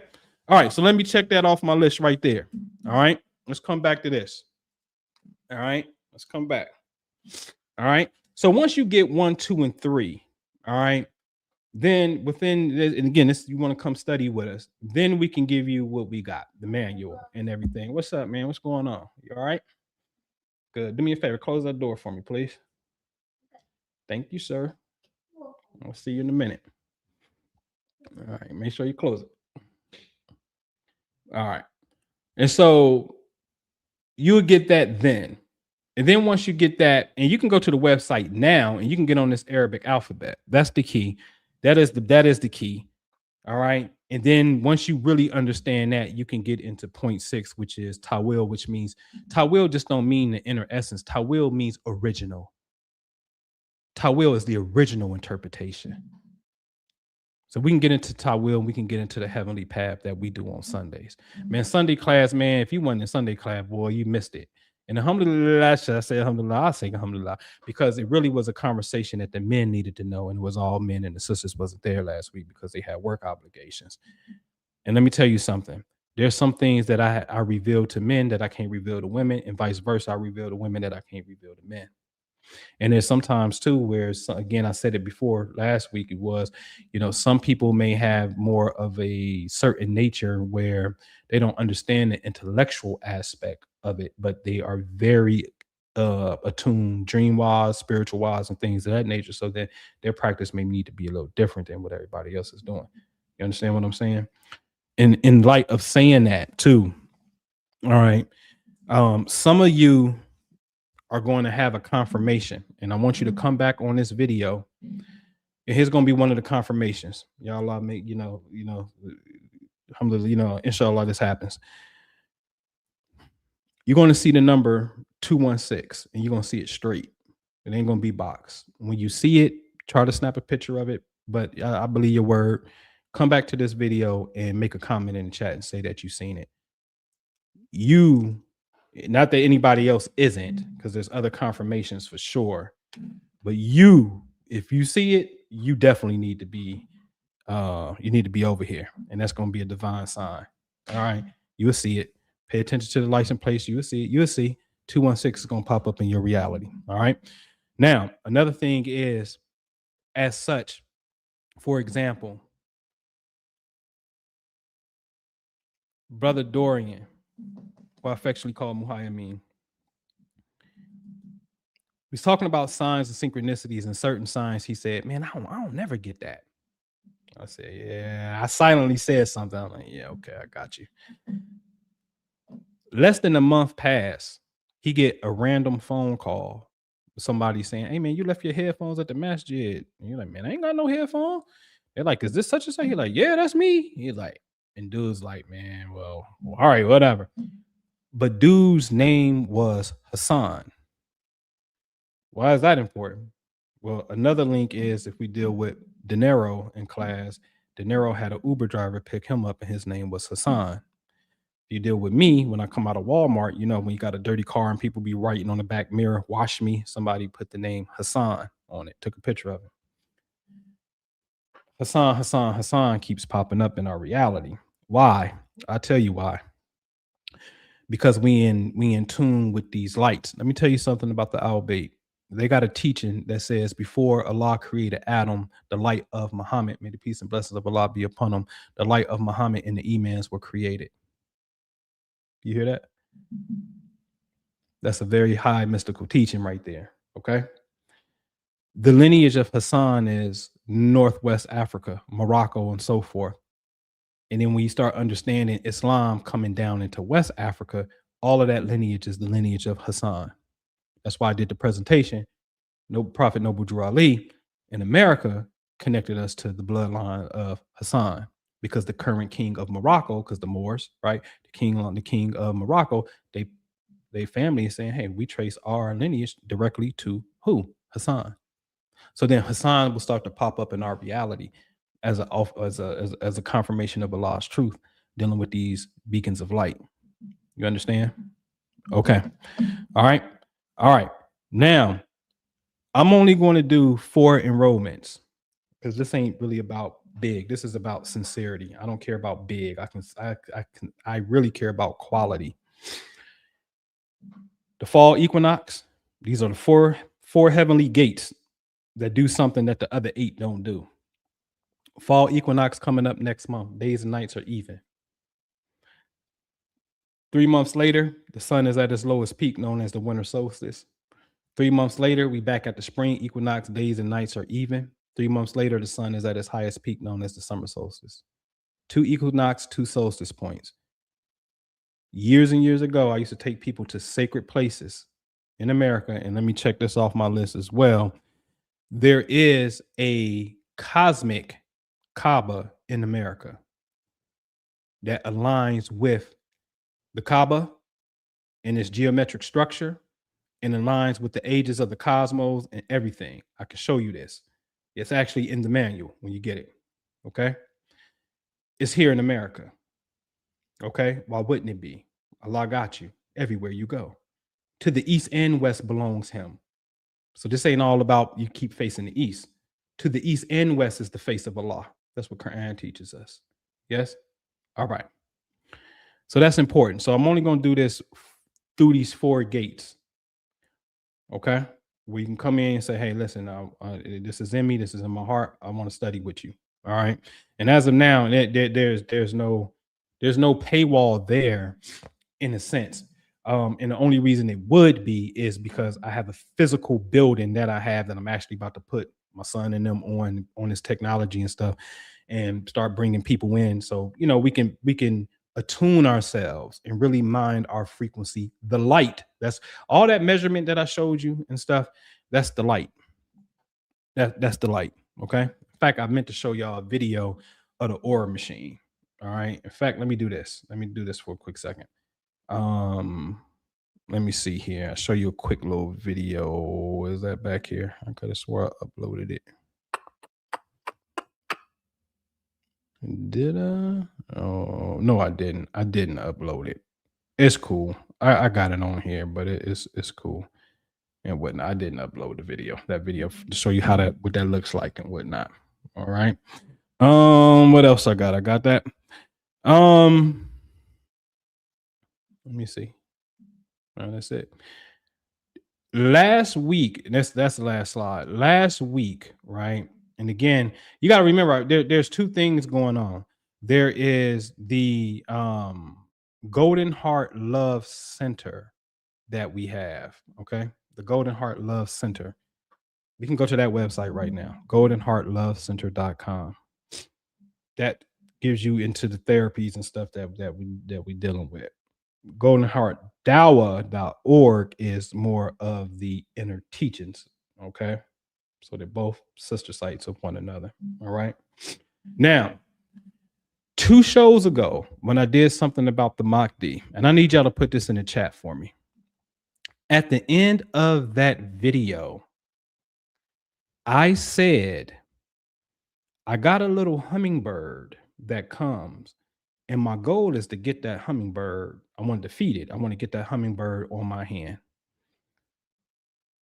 Whoever heard that, can you please just say you heard it if you heard that? This was 2 shows ago when I did the Mahdi presentation. And I'll wait because I know it's a little time lag. But if you heard me say that, please, please, please say, yeah, I heard it. So Truth Porter, who, by the way, I call her Aaliyah. She's the female Ali to me. That's the most high. Got a very high teaching coming from some spiritual modalities that she learned in Hawaii, along with Qur'an, to really help you out. So be on the lookout for that as well. So I mentioned this, right? Well, lo and behold, I'm going to show you something. Let me take myself off the screen. All right, come on, I got you. Come on, I got you, man. You're gonna have to sit still and trust me. Say hi to everybody. I got you. I've been wanting you, but come on, you gotta trust me. I got you, little buddy. I got you, little buddy. Didn't feed it, but he came to me. I ended up getting him. Told you I was gonna get her. I call it her. All right, I told you. That's my goal. I said that. That's documented. I said, I'm gonna get that hummingbird, right? All right. Here's the beauty about this. And I got it on my phone. And he did the presentation on his channel, Minister Jew, my brother. Minister Jew had, after I did the hummingbird thing, which was around, it's the same pocket. Like, it's actually later that day he got there. He went down to St. Martin. And we just chopping it up. I said, yeah, man, I'm in the greenhouse, man. I got a hummingbird in here. He's like, a hummingbird? I said, yeah, I got a hummingbird, man, on my finger, man. He said, man, you ain't gonna believe this, bro. I'm staying on Hummingbird Way. That's what he said. Sent me the picture. His hotel where he stayed at on a resort was down on a street called Hummingbird. While the hummingbird, who I've made an observation to previously, because I've been seeing the hummingbird and said I'm gonna get him, right? The hummingbird pops up on me. So his reality is there on vacation on the street, and then the physicality of it pop up for me. You understand what I'm saying? Which is a whole nother science of this thing that we call quantum entanglement on a science level, but it always took place on the spiritual level. You see it with the Rasulullah, and you see it with Amir Mumin dealing with Ali. May the peace and the blessings of Allah be upon them both. You see it with Moses and Aaron. You see it with the 2 witnesses in the book of Revelation. You've seen it with Elijah and Elisha in the Bible. You've seen it with John the Baptist and Jesus. It's these pairs that's coming together that is teaching a spiritual light. I let him do the Bible. I'm on the Quran side. Isa and the Mahdi, far as understanding these things and what they represent. And let's teach and let's share this light. You understand what I'm saying? And so anyway, we're going to have these correspondences. And that's the beauty about it, is because every day we talk about the connection of God, some shape, form, or fashion. And so we're going to keep having these experiences. One year he had a freaking nail in his boot, just for me to find out when I go put on my boot, I have a freaking nail in my boot.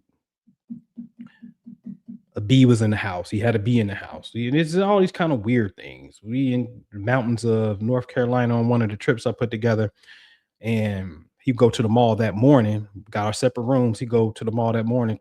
When he come out his room and meet us in the lobby, we got on the same dang on outfit. You understand what I'm saying? There's an entanglement process that takes place. And so who you entangle with, like Jada Pickett, right? Who you entangle with is important. Okay. All right. I wanted to give y'all that. I believe I got that. And my last thing that I didn't talk about is the dreams. Okay. In this process, when you study with us and you have the sincerity of heart, which is absolutely the key to all of this stuff. Okay. When I say all of this stuff, I'm talking about any religion you into, a purity, the sincerity of heart is the key. There is a hadith that goes along the lines of, if you see the Rasulullah in a dream, then know it was him, because shaitan cannot take his form. Alhamdulillah, some months ago, I got to look back on my little planner where I write these things down. I was blessed to have the Rasulullah in a dream. I'll share what that means privately. Last week, I had a prayer about Ali. And I was reading something earlier that day about the strength of Ali. He was able to, Ali was known for being like crazy strong. He was able to pick up this big door with one hand, but then when they saw him dealing with some food, he was struggling with the food, and they're like, yo, these two strong dudes couldn't even pick up the door. You picked it up with one hand. How is it that you're struggling cutting this piece of food? And he said, because the food is for me, but that was for Allah. So when he gets into the service of Allah, it's like this strength comes over him. But in his regular, right, that strength ain't there. This is what's known about Ali. Excuse me. So I do this certain prayer of sincerity. That's all it was. It's not about a ritual, routine. It's sincerity of heart. I can't stress that enough. I really want to have this experience with them all, right? I want to have this experience, right? Stuff will often having desire to want to have an experience, but it's the truth. It's the human truth. Because see, when the Rasulullah when you got that revelation, you got to make sure you ain't crazy. And the Quran says in Surah 53, the star, which is Sirius, which is interesting, right? Your companion is not crazy on what he saw. So it opens up by the star that descends. And then they say later, okay, then the angel Jibril comes down, but your companion ain't crazy on what he saw. Then he saw a second descent, something setting again. So you got a star and an angel. He ain't crazy. Okay. So because you can be perceived as that. And you want to make sure to a degree you ain't tripping too. Right. So certain experiences that I have the desire for. Right. So I go to sleep. And you know that thing called sleep paralysis, in a sense, that thing, a pitch as I just fall asleep, a certain pitch. There's this movie. I don't know if you ever seen it. I think it was on Netflix. What's the name of that movie? And they was on an airplane and the airplane went missing, and then they end up coming back into this reality. And every time there was this event taking place, they will all hear this high-pitched noise. It's this movie on Netflix. I forget, man, that is real. That pitch came over me.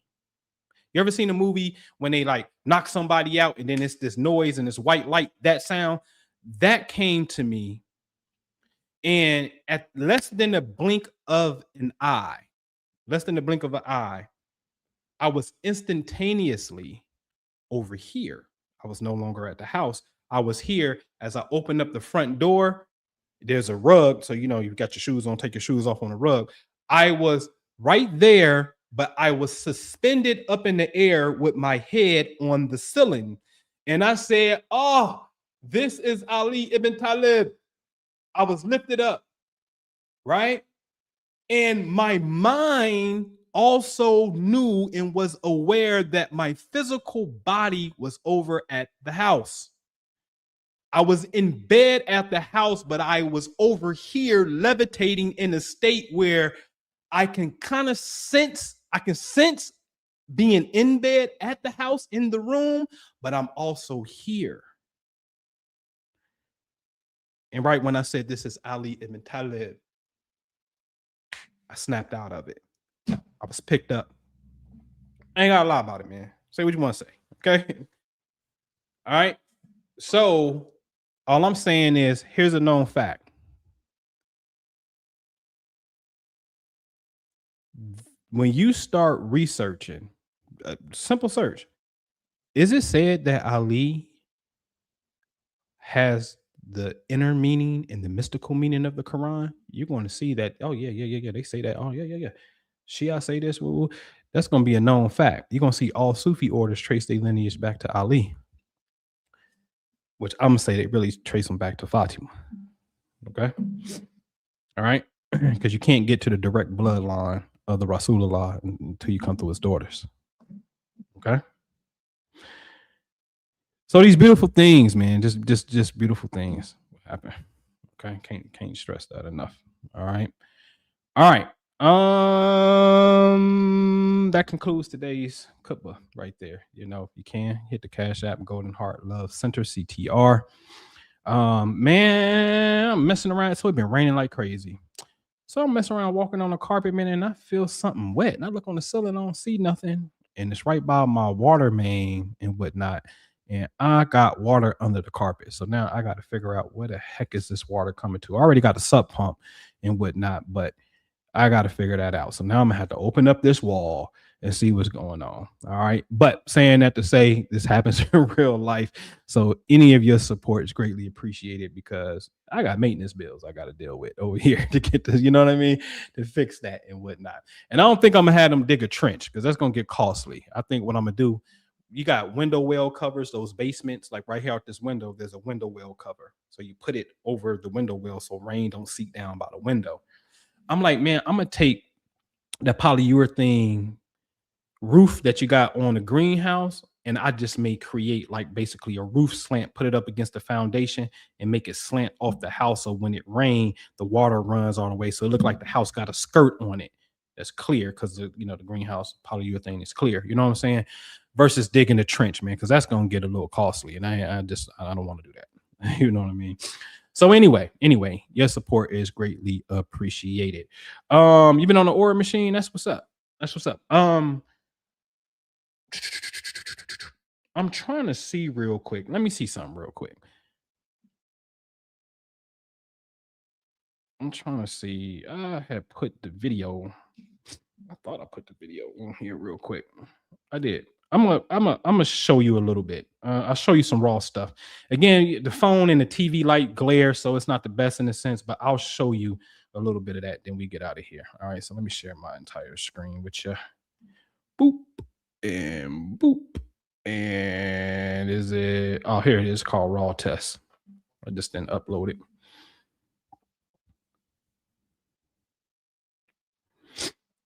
All right. Oh, it actually didn't do too bad than I thought, right? So here's a few things. The one thing is the color is fluctuating. Everything is fluctuating. So it's not in a constant state. So I can show you how to fix that.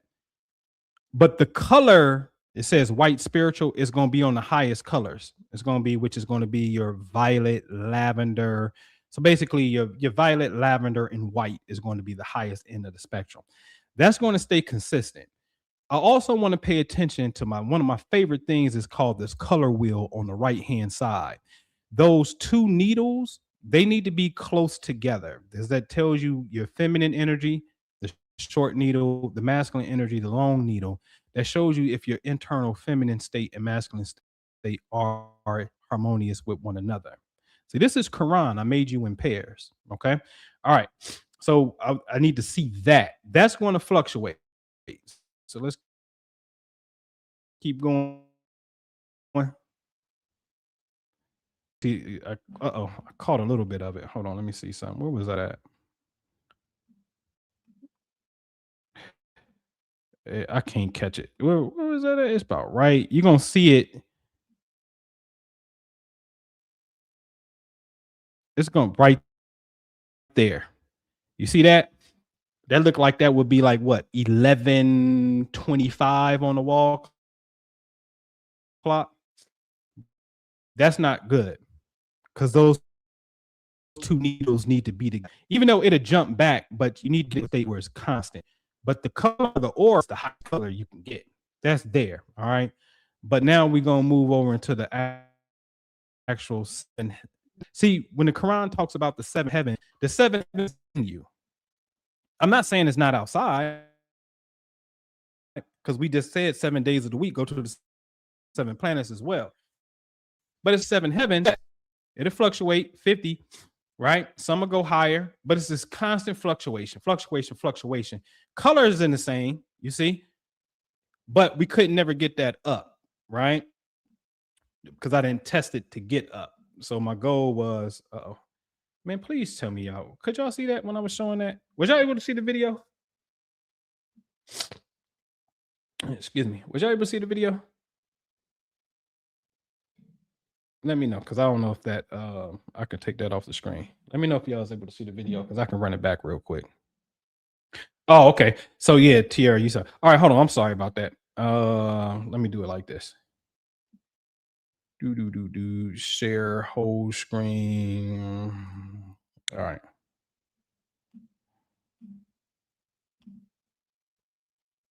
And what was it? It's actually called raw test.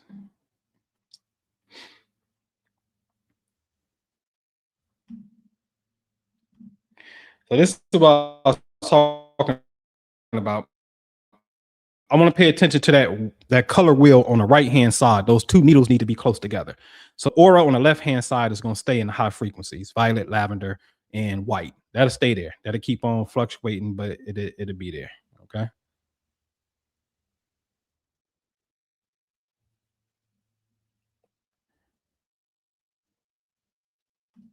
So I just missed it.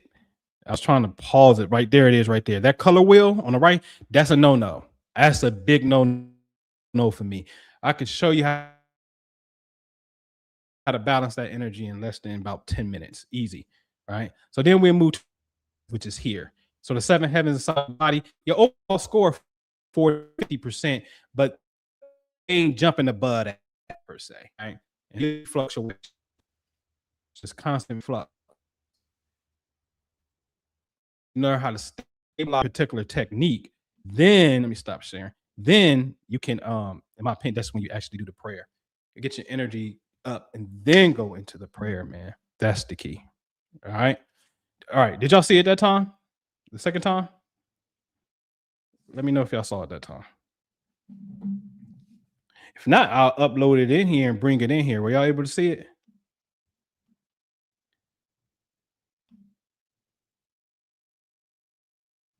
I need to know if y'all saw the second part of it. Okay, y'all saw it that time? All right, cool. All right, cool. Perfect. Okay. All right, cool, man. So look, man, get at me again. The new site is up, goldendawa.org. Hey, you better go over there and read them papers, because that's not going to always be available like that. All right. So there's some things that we wrote dealing with Qur'an. You can go get them now. That's cool. I ain't tripping. You know what I'm saying? But that's really some inner stuff. But go check those out. They PDFs. You can get those. You can probably download those and whatnot. Definitely drop your email address, please. That way we know you have an interest and we can have communication with you. If it is, if you feel like you got the confirmation, I'm very curious to see who's gonna get the 216 though, as well. Next month we'll have a little open enrollment where you can come through. But remember, and I'll make a video about it. It's really a 3-part process, and what I want you to really understand. I don't even want you to understand. I want you to really understand it and embrace it and know it in your heart. Okay. In your heart of hearts. Listen, you can't tell me nothing about the Rasulullah. He got certified prophethood. You definitely can't tell me nothing about the Quran. Ain't nothing you can tell. I can teach classes on Quran as I do. So I'm cool there. And spiritual allegiance is following the definition of what the Rasulullah said, right? And not being off track. So I'm never going to give my spiritual allegiance through, it's Ramadan now, and it's okay. It's just Ramadan, just practicing. We're supposed to. I'm not about to make no excuses for these dudes, because the Quran tell you don't even step foot in their masjids. See, I guarantee you, if you tell them about Ali, they're gonna start to try to defend their belief before they try to just come to the truth of the matter. Man, look for the truth. What did the truth say? Next week, inshallah, we had a space and time. Right. Next week's khutbah, I'm going to do, I don't know what number it is because I got to do the slides first, but it may be the 20 reasons why Ali is caliph. I'm going to show you every single one so we can be crystal clear on that. In fact, I give you this. I got shout out some homework via text message, right? This is y'all homework. I want y'all to go read chapter 5, verse 55. It's just a verse. Allah's going to tell you who your protectors are. He's going to tell you that Allah is your protector, the Rasulullah, the messenger of Allah is your protector, the believers, and the one who gives charity while standing or while praying. Then I want you to Google this. I want you to look at this. Look at this word. It's called tasfir. Okay. I want you to ask. I'm going to put it in the chat. What is the tasfir on Surah 555? And this is going to be Sunni tasfir. Even in the Sunni tasfir, they say this verse about giving while standing in prayer is talking about Ali, alayhi salam. It's talking about Ali because when he was in prayer, a beggar, in a sense, for lack of a better word, came in while they were praying and was asking for things, and Ali extended his hand and basically wiggled his finger, and the beggar took his ring while Ali was standing in prayer. This is in Sunni tasfir. Go look at it for yourself.